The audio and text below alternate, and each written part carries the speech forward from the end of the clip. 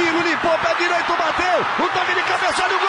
Olha o gol, olha o gol, olha o gol, olha o gol, olha o gol, olha o gol. Gol! Olá, olá, amiguinhos do canal. Tudo bem com vocês? Não sei. Estamos de volta novamente aí com a graça de Deus para apresentar mais uma lista de carros raros que foram fabricados aqui no Brasil. Mais um vídeo aí para você, dessa vez falando sobre os raros da GM e suas concessionárias. Estamos animados então para começar mais essa lista? Não sei. Vamos começar então com a Caravan GPS de 4 portas. Como especialista, eu posso garantir: isso não existe. Quem fazia essa Caravan era a concessionária Guaporé, a concessionária da GM de São Paulo. Ela fazia essa Caravan com 4 portas, mas eu sinceramente nunca vi uma. A Guaporé teve ideias mais criativas e em 1984 lançou uma Caravan 4 portas, tendo as 4 portas do Opala e a carroceria de perua. Foi uma boa proposta de configuração porque não havia opção de 4 portas para perua da GM, né? Infelizmente não encontramos nenhum vídeo sobre a Caravan GPS de 4 portas.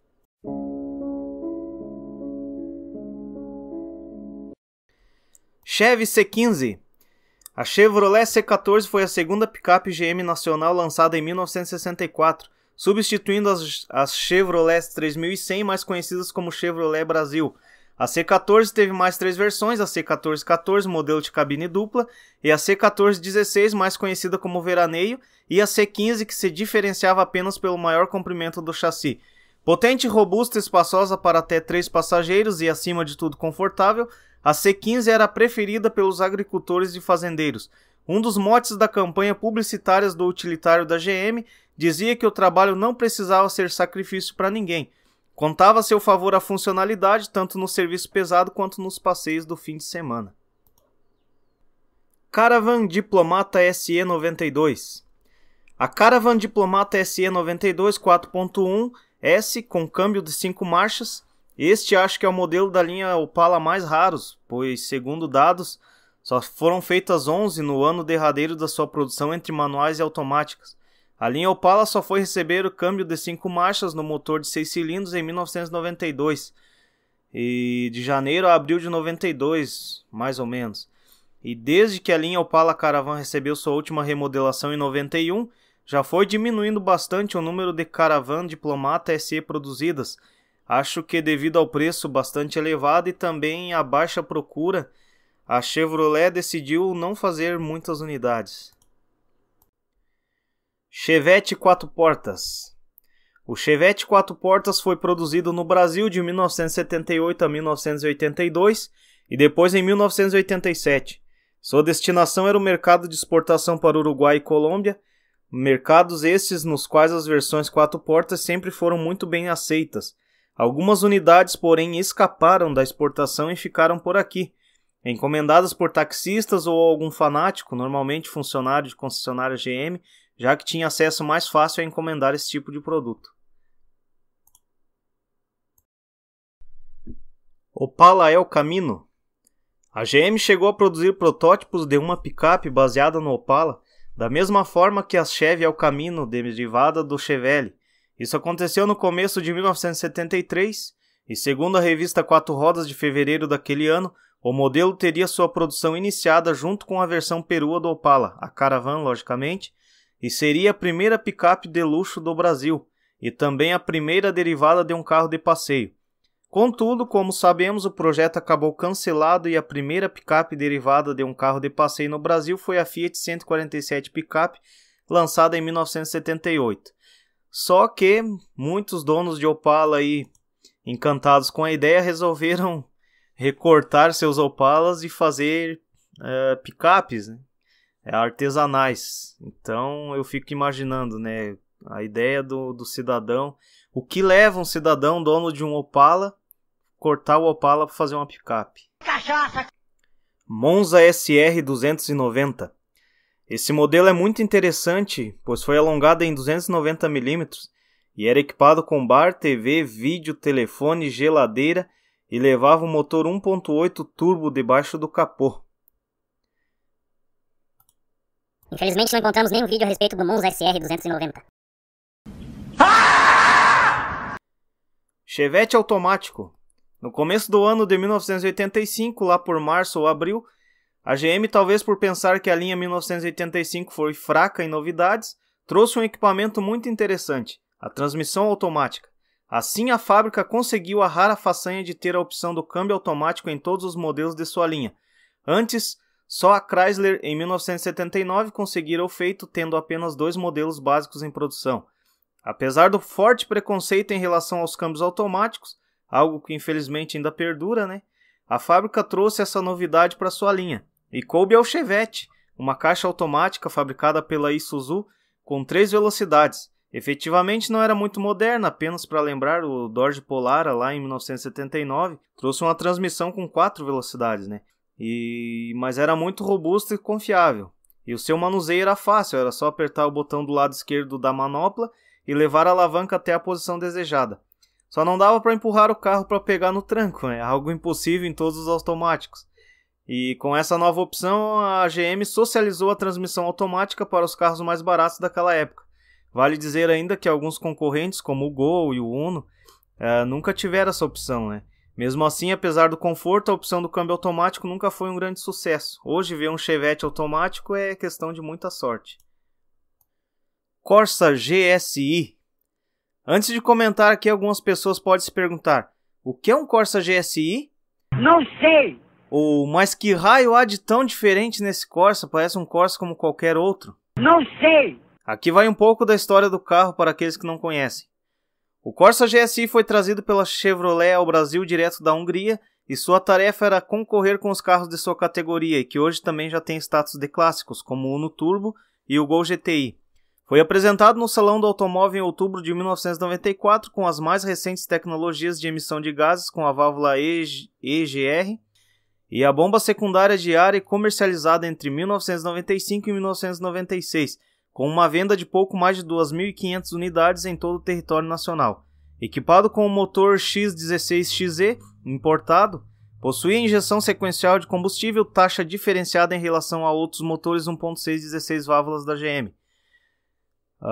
Duplo comando de válvulas, rendendo 109 cavalos a 6.200 RPM, sendo capaz de acelerar de 0 a 100 km por hora em apenas 9,64 segundos. Sua suspensão tem maior calibragem e os freios são maiores e ventilados. O visual trazia diversos diferenciais exclusivos e de fábrica diante dos demais Corsas, mas são muitos e ficariam muito extensos detalhar aqui no vídeo.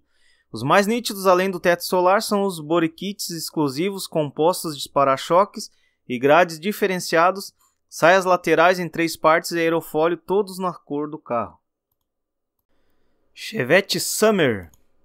Depois do Opala, a empresa de Pave de Curitiba preparou a versão Summer para o pequeno Chevette 2 portas. Respeitando os mesmos princípios estruturais adotados na transformação do Opala, no caso do Chevette, no entanto, a grade permaneceu a mesma e o bocal do tanque de combustível foi transferido da coluna traseira, que foi eliminada, para a face posterior do porta-malas. Havia 2 opções de acabamento, a superior, que era luxo, compreendendo, dentre outros, estofamento em couro, rodas raiadas, vidros elétricos, para-brisa degradê e volante esportivo. Opala Coupé Diplomata Saia e Blusa. Para quem não sabe, o Opala Coupé deixou de ser produzido em 1988, 4 anos antes de um modelo sair de linha. Naquela época, o apelo esportivo do Opala já era parte do passado, e ele havia se tornado um carro de luxo e assim o sedã e a perua Caravan tornaram-se o foco da Chevrolet. Claro, isso não significa que o Opala Coupé não vendesse bem. Basta prestar atenção ao sair na rua para constatar que os cupês da década de 80 não são tão raros assim. Aí você pergunta, mas por que ele é tão raro então? Bom, porque foi o último modelo cupê 2 portas com a frente do Diplomata. Depois dele, só sedãs e a Caravan Diplomata saíram da linha de montagem da GM. Apesar da pouca potência do motor 2.5 de 4 cilindros, é confortável e até divertido de andar. Também é equipado com todos os opcionais, ar-condicionado, encosto de cabeça nos bancos traseiros, vidros elétricos, exceto o câmbio automático. Chevette Jeans. O nome não era em vão. O revestimento interno foi feito totalmente em brim, tal como as calças Lee. Nos bancos e nas portas foram feitos bolsos como numa calça jeans. O Chevette Jeans poderia ser encomendado em duas cores, branco Everest e prata diamantina metálica.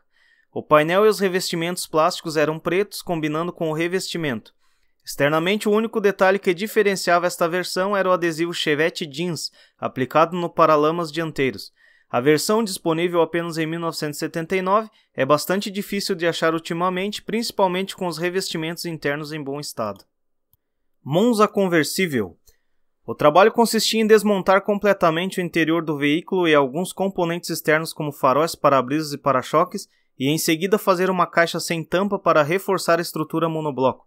Unindo as laterais do carro e passando por baixo das portas, essas caixas tinham seu ponto mais reforçado atrás do banco traseiro, que precisava ser reduzido para permitir a formação de um vão, onde se aloja a capota quando recolhida.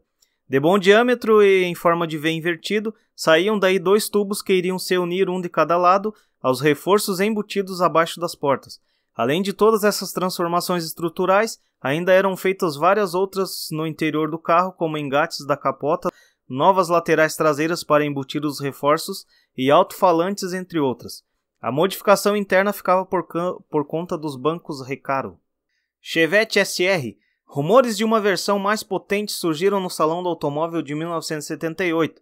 A estrela no estande da GM era o Chevette SR, estudo do departamento de estilo que trazia pintura degradê, apêndices aerodinâmicos e instrumentação completa, e sob o capô um novo motor 1.6.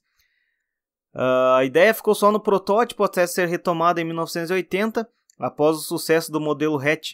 A GM aproveitou itens do Chevette americano e lançou o SR, já com linha 1981. Era caracterizado por spoiler, faróis de neblina, faixas e aerofólio, mas a principal novidade era o motor 1.6. Os 80 cavalos não faziam milagres, mas já empurravam melhor seus 898 kg. 0 a 100 km em 16,55 segundos, 3 mais rápido que o comum, e máxima de 148 km por hora, 10 km mais veloz. Ainda perdia para o Passat TS, mas podia disputar posições com o Fiat 147 Rally e o Ford Corcel 2 GT. Monza SW. A GM chegou a trazer um modelo para clínicas e pesquisa de mercado, e o lançamento da Monza SW foi aguardado para 1984 e depois para 1987, segundo as revistas da época, Autosport e Quatro Rodas. Mas em algum momento da história a GM desistiu da ideia. O fato é que quem aproveitou a brecha foi a Invemo, que fabricou peruas Monzas de 2 e 4 portas, baseadas usando o sedã como base. A perua média da GM só apareceu nos anos 90, derivada do Cadete, era a GM Ipanema, inicialmente Cadete Ipanema, que na prática era a sucessora da Marajo na Europa. Opala Chateau. Foi uma série especial que tinha em seu interior na cor Chateau, e a cor predominante era o vinho. Essa série era exclusiva da versão mais luxuosa e teve um relacionamento nos anos de 1988 na linha Diplomata também.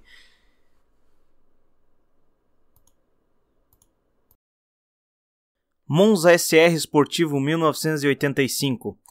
Vemos na imagem aí o Monza Sedan modificado com várias manoplas e faróis de milha, que não chegou a ser comercializado, foi substituído pelo Monza Hatch SR. Infelizmente não encontramos nenhum vídeo a respeito do Monza SR esportivo. O quê? Não é possível, não! Opala Diplomata Collectors. O último Opala deixou a linha de montagem em 16 de abril de 1992. Ele e as 99 unidades anteriores constituíram a série SE Collectors. Ele trazia um certificado, fita de vídeo VHS com a história do Opala e chave banhada a ouro. Disponível em preto Memphis, azul Milos ou vermelho Cyprus, tinha emblemas dourados e a derradeira inscrição Collectors no volante. Opala Invemo. Houve uma época na qual você podia comprar para o seu carro uma coisinha a mais, além de um joguinho de tapetes, insufilme, revestimento de couro ecológico, também conhecido como couro falso, ou uma moldura de placas feita com plástico de fita VHS. Coisa pouca, bobagem. Todas as peças podiam ser adquiridas individualmente, igualzinho às que as concessionárias fazem hoje com os opcionais. Para o motor havia peças para preparação tanto do 4 como dos 6 cilindros, e outros acessórios eram basicamente estéticos, apesar de totalmente funcionais. meia dúzia de peças entre rodas vistosas e mais largas, bancos anatômicos, mostradores, painéis customizados, consoles, grades com faróis auxiliares e uma bela cobertura para o delicioso bolo chamado Kit em Vemo. Opala Summer. Lá pelo começo dos anos 80, a importação de carros estava praticamente proibida e os únicos modelos disponíveis no mercado eram aqueles oferecidos pelas poucas montadoras instaladas no Brasil: GM, Chrysler, Fiat, Ford e Volkswagen. Acho que não esqueci ninguém, né? Como tal limitação, a quantidade de pequenos e médios fabricantes de modelos com carrocerias em fibra de vidro montadas sobre bases mecânicas nacionais, especialmente Volkswagen, cresciam a cada ano. Junto com essas, mas em menos números, algumas concessionárias investiam em fazer modificações em carros 0 km de série para poderem oferecer opções mais exclusivas a seus clientes.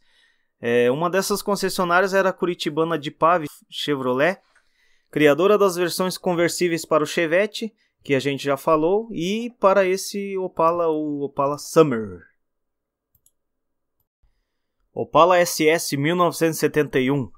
Hoje em dia pode parecer normal carros esportivos com 4 portas, mas em 1971 era algo inusitado. Naqueles tempos a preferência majoritária do público era pelos modelos 2 portas. Por esta razão os Opalas SS 1971 são especiais, pois foram os únicos feitos em 4 portas, pois os Opalas Coupés só seriam lançados no ano seguinte. Hoje é um dos Opalas mais raros com poucas unidades sobreviventes.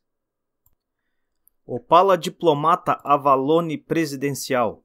Na década de 80, após o final da produção do Landau, empresas independentes começaram a construir limusines a partir do Opala para satisfazer os gostos dos executivos mais exigentes.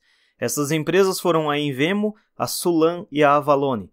A maior distância entre eixos era visível em uma seção fixa entre as portas dianteiras e traseiras, que mantinham o tamanho original. O alongamento, porém, variava muito, cerca de 30 cm no da Invemo, 50 cm no da Sulan e 1 metro no da Avalone. Infelizmente não encontramos nenhum vídeo sobre o Opala Avalone Presidencial.